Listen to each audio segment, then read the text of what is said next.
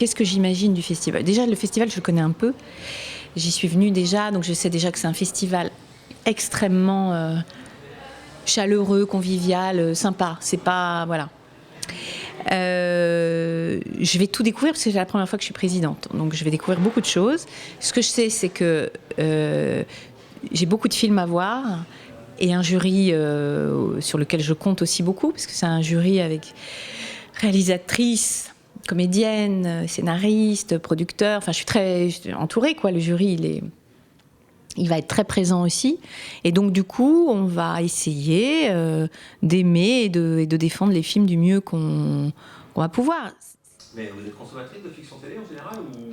Eh bien, pas tant que ça. C'est-à-dire que pendant des années, quasiment pas, avec mes enfants qui étaient petits. Et puis, après, je suis revenue à la télé grâce à des séries, d'ailleurs.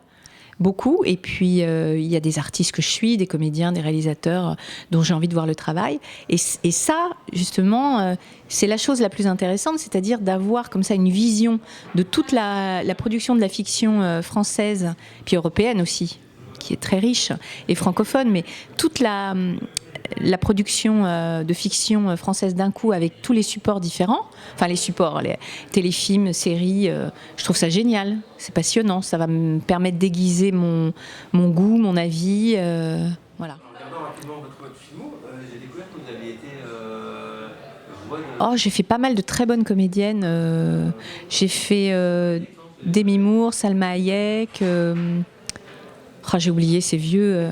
Helena Bonham Carter, mais ça m'a appris beaucoup de doubler des grandes comédiennes. C'est absolument génial de faire ça. Qu'est-ce qu'on apprend là d'ailleurs sur un doublage? On voit les gens travailler, il n'y a rien de mieux.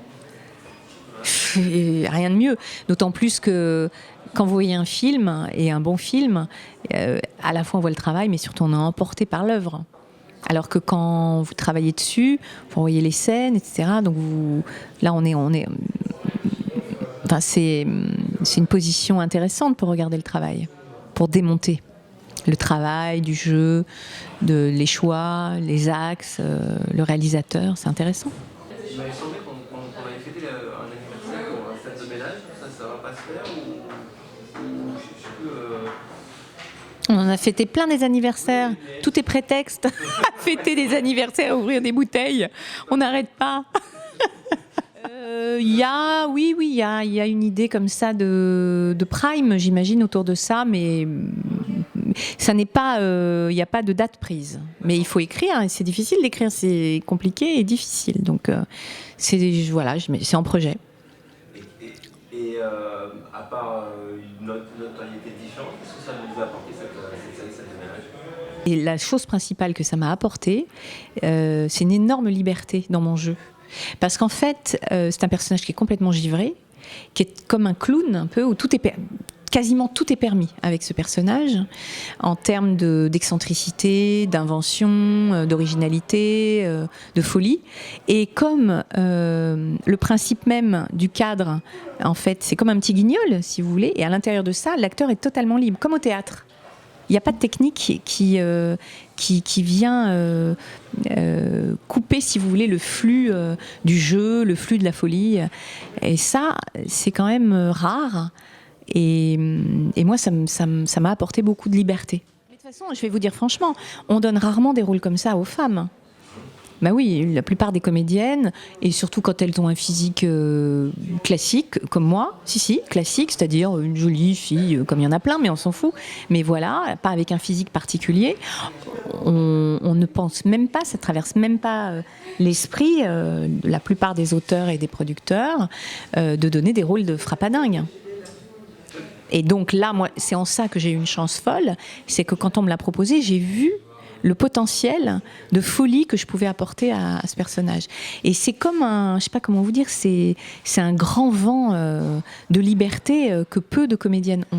Et tout de suite, vous l'avez trouvé facilement ce côté Je l'ai trouvé assez vite, en fait, avec, je sais pas comment dire, j'avais une Bible, on avait chacun une Bible avec les personnages, avec les caractéristiques. Il y a Alex Lutz qui a travaillé avec nous sur l'invention des personnages, et vous connaissez sa folie et son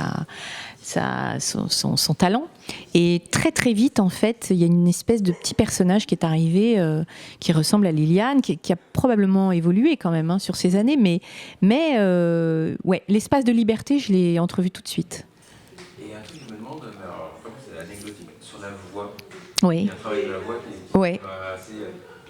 Mais vous n'aviez pas la voix, enfin, Liliane, à chaque fois. Ah non, pas du tout, pourquoi ? Non. À un moment, Non, mais parce que non, parce qu'en fait c'est pareil, c'est venu très naturellement. C'est comme la démarche, tout est venu naturellement. Donc en fait, quand les choses viennent naturellement, la voix elle est posée au bon endroit. Et je force rien du tout. Non, si je m'étais fait mal, ce serait vraiment mauvais signe. C'est-à-dire que ça voudrait dire que c'est pas juste. Et non, pas du tout. Non, puis ça m'amuse. J'espère. Mais heureusement que j'ai pas cette voix dans la vie quand même, parce que je fatiguerais beaucoup de monde, mais sûrement. C'est ce qui n'empêche pas qu'il doit fatiguer beaucoup de monde. C'est pas le nom,